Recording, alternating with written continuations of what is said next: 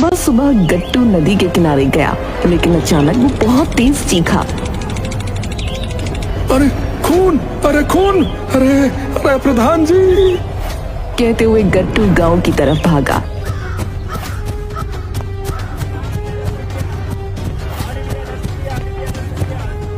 अरे प्रधान जी को किसी ने मार दिया। अरे प्रधान जी, अरे प्रधान जी।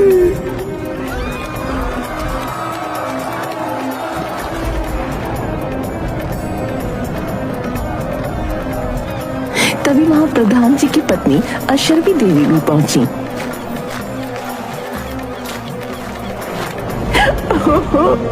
हाय, मेरे पति को मार दिया। हाय, मेरा पति सबका ध्यान रखते थे, लेकिन किसी ने मेरे पति को ही मार दिया। अशर्वी बहुत रो रही थी, जिसके कारण वो बेहोश भी हो गई। तभी किसी ने पुलिस को बुलाया। एसीपी मैक्स अपने 2 कांस्टेबल रमेश और महेश के साथ वहां पहुंचा। वो डेड बॉडी को ध्यान से देख रहा था। मैं इसकी इन्वेस्टिगेशन शुरू कर रहा हूँ। आप सभी से शाम को मिलूंगा। प्रधान जी के घर सभी लोग बैठे हुए थे। तभी वहां एसीपी मैक्स अपने कांस्टेबल के साथ पहुंचा। जी आप यहाँ क्यों? नहीं होना चाहिए था क्या? जी मेरा वो मतलब नहीं था। आपने शाम को आने को कहा था, इसीलिए। मानिक चंद, शाम तक तुम भाग भी तो सकते थे। जी ये आप क्या कह रहे हैं? हमें सब पता चल गया है, इसीलिए तुम अब बहुत सीधे मत बनो। साहब, मैं आपकी कोई भी बात समझ नहीं पा रहा हूं। थाने में चलोगे तो सब समझ में आ जाएगा। जी मैं क्यों? अरे खुद प्रधान जी का कत्ल करके हमसे पूछ रहा है। साहब ये क्या कह रहे हैं आप? मैंने कुछ नहीं किया। वो हम खुद पता लगा लेंगे कि तुमने क्या किया है। देखिए, आपको कोई गलतफहमी हुई है, मैंने कुछ नहीं किया। देखो मानिक, ये केस बहुत सरल है। तुम अभी उप प्रधान हो, प्रधान बनना चाहते थे, इसीलिए तुमने प्रधान जी को मार डाला। अरे नहीं नहीं, मैं कभी ऐसा नहीं कर सकता। जी आप कुछ बताना चाहेंगी कि इन दोनों के संबंध कैसे थे? वैसे तो ठीक ही थे, लेकिन क्या? कुछ दिन पहले दोनों की बहुत लड़ाई हुई थी। क्या? और किस बात पर? साहब जी, वो नदी का पुल बनवाने के लिए सिर्फ बहस हो गई थी। घर में और कौन कौन है? क्या कोई ऐसा भी है जो यहाँ नहीं है? सब यही है, सिर्फ हमारा नौकर रघु यहाँ नहीं है। कहाँ गया है? पता नहीं, वो रात को ही बिना कुछ बताए यहाँ से चला गया। वो यहाँ नहीं है। अरे कुछ तो बताया होगा। नहीं, वो पहली बार ऐसे घर से चुपचाप भागा है। ओह अच्छा, मतलब रघु ने ही ये सब। चलो उस रघु को ढूंढते हैं। जी साहब। पुलिस वहां से रघु के घर जाने के लिए निकल जाती है।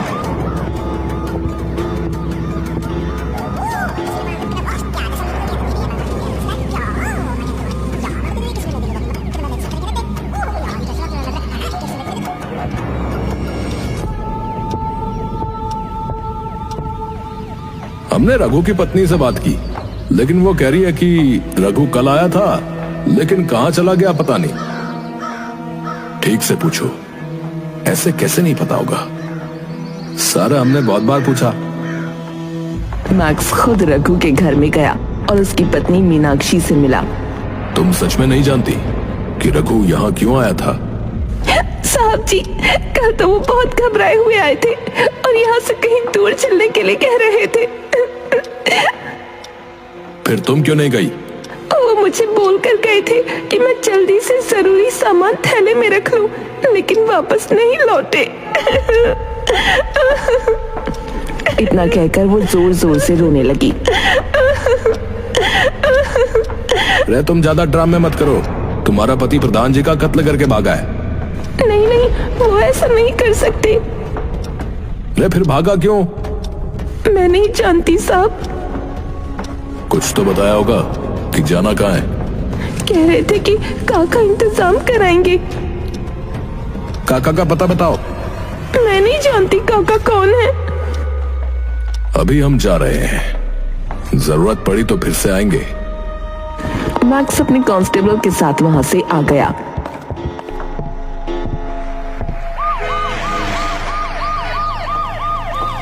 मैक्स रमेश और महेश के साथ चाय की दुकान पर आकर बैठ गया। आप किसी काका को जानते हैं? काका? पता नहीं साहब, मैं किसी काका को नहीं जानता। रघु को जानते हो?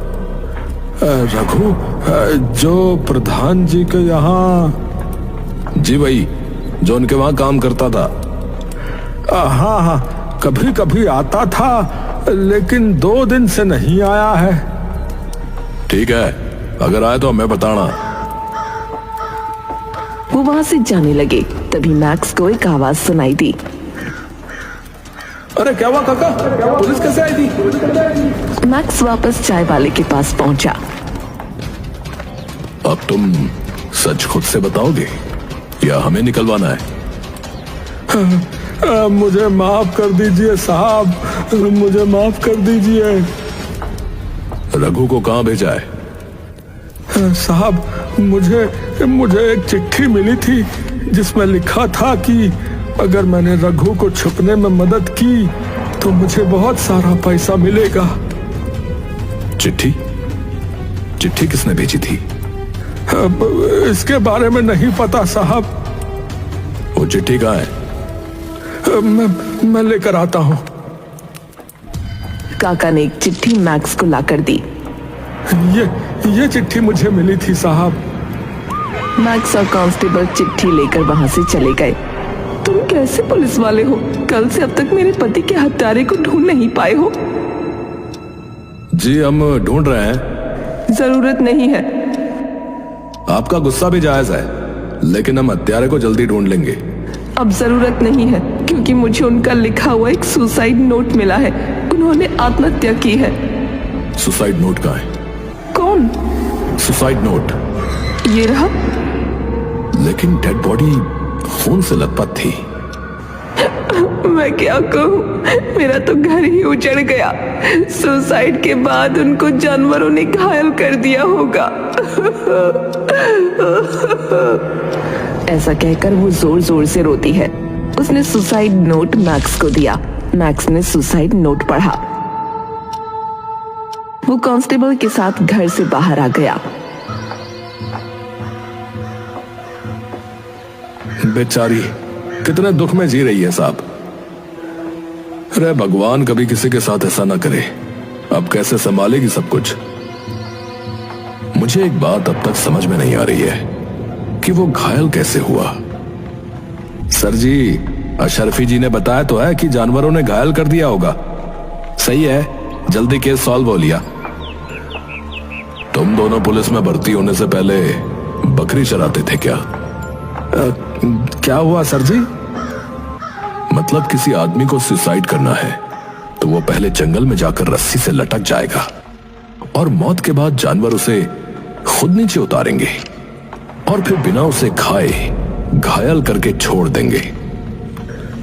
हाँ सर, ये तो सोचा ही नहीं मैंने। मैं पुलिस में भर्ती होने से पहले डिटेक्टिव था और अभी भी हूं। जी जी सर। तुमने डेड बॉडी ध्यान से देखी?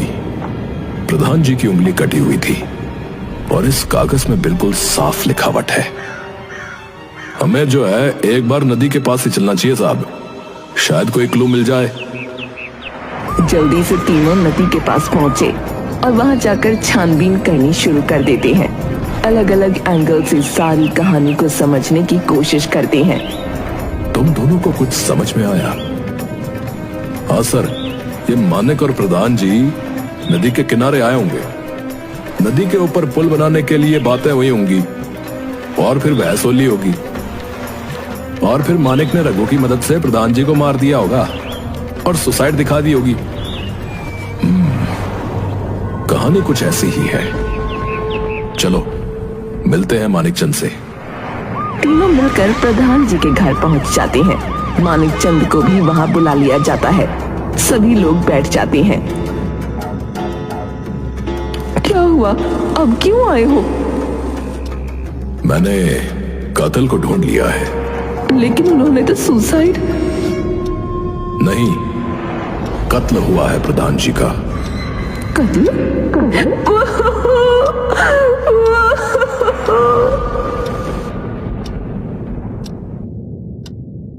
ये उस रघु का किया हुआ है। तभी मैक्स की नजर सामने दीवार पर टंगे हुए फोटो फ्रेम पर जाती है, जिसमें अशरफी देवी प्रधान जी के साथ होती है।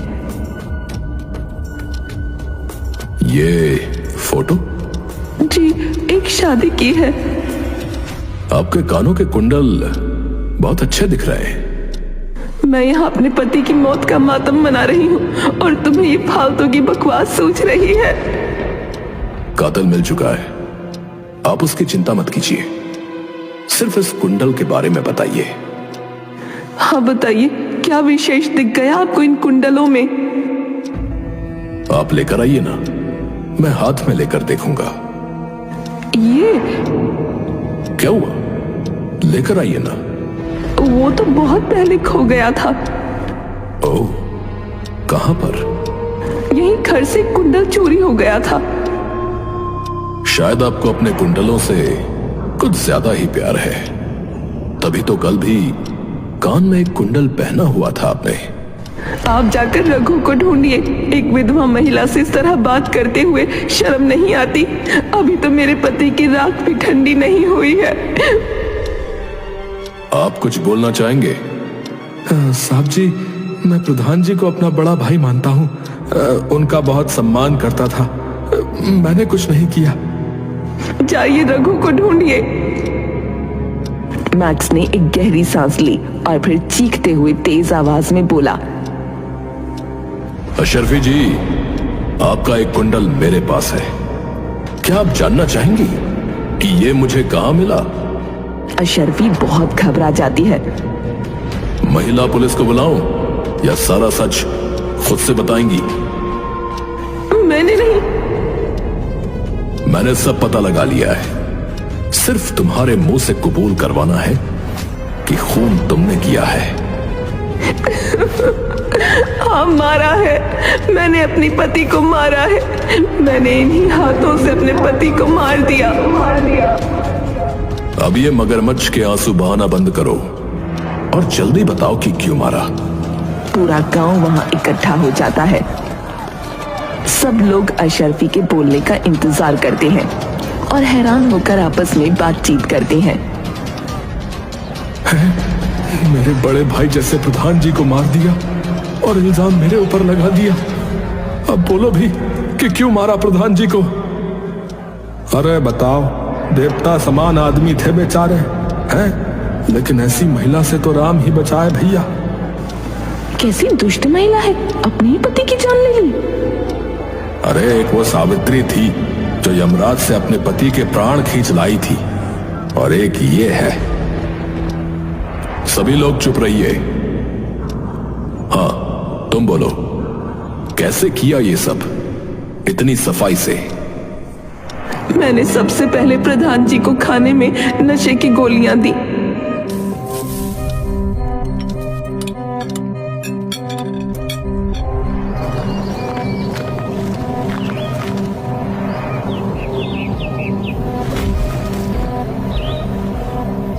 और जब वो शाम को घूमने नदी किनारे पहुंचे तो वहीं बेहोश हो गए। फिर तुमने अपनी साड़ी से गला घोट दिया, है ना? हाँ। फिर घायल क्यों किया? ताकि सुसाइड लगे।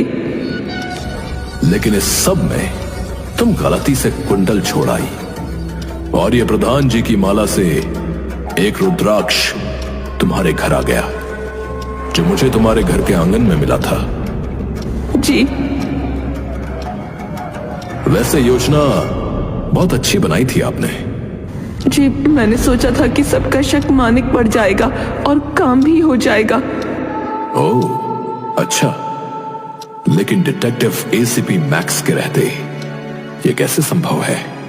अच्छा, लेकिन ये बताइए, रघु और काका का क्या योगदान है इस सब में? और रघु कहाँ है? वो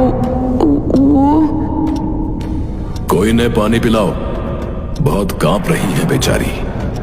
रमेश शर्फी को पानी लाकर देता है और वो पानी पीती है। आगे की कहानी शुरू करें। जी, रघु की इसमें कोई गलती नहीं थी।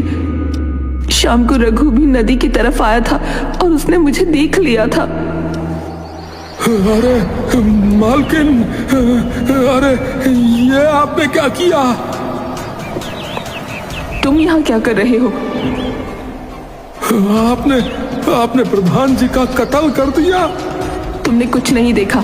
अगर बाहर जाकर बताया तो मारे जाओगे। मैं यहाँ से जा रहा हूँ।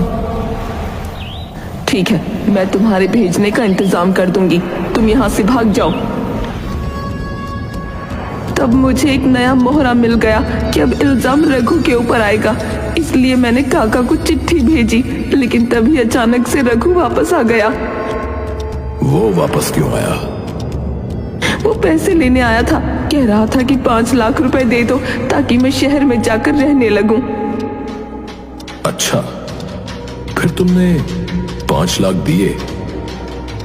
नहीं, मुझे लगा कि अगर मैं इसे आज पैसे दे दूंगी तो ये आगे भी ब्लैकमेल करेगा और बाहर जाकर अपना मुंह खोल देगा। इसलिए तुमने रघु को भी मार दिया? जी, अगर वो जिंदा रहता तो पुलिस उसे पकड़ती। वो तब भी मुंह खोल सकता था और ब्लैकमेल भी कर सकता था, इसलिए मारकर जमीन में गाड़ दिया। वाह, बहुत मास्टरमाइंड हो तुम। प्रधान तो तुम्हें होना चाहिए था। एक कत्ल से बचने के लिए 2 कत्ल। जी, लेकिन प्रधान जी को मारा क्यों? प्रधान जी को पुल बनाने के लिए कई बार पैसे मिले, लेकिन प्रधान जी नदी पर पुल बनाने को तैयार नहीं थे। मैंने उन्हें बहुत समझाया, लेकिन वो मानते नहीं थे। वाह जी वाह, इतनी सी बात के लिए जान से मार दिया? नहीं, वो इस बात के लिए नहीं मारा। फिर क्यों किया तुमने कत्ल? नदी पर पुल न बनने से गांव के कई लोगों की मृत्यु होती है, लेकिन उनकी लाश कभी नहीं मिलती, क्योंकि प्रधान जी मानव तस्करी करते थे। क्या? जी, इसलिए पुल नहीं बनवाते थे, क्योंकि अभी नदी में डूबने के बहाने से उनका व्यापार चल रहा था। मैं इसलिए उनसे हमेशा लड़ती थी, समझाती थी, लेकिन उनको कभी समझ नहीं आया। मानक, क्या तुम भी ये बात जानते थे? जी हाँ, कई दिन पहले मेरा भी उनसे झगड़ा इसी बात को लेकर हुआ था। डिटेक्टिव एसीपी मैक्स ने इस केस को सॉल्व कर दिया और अशरफी को प्रधान जी और रघु के कत्ल के इल्जाम में गिरफ्तार करके जेल भेज दिया गया।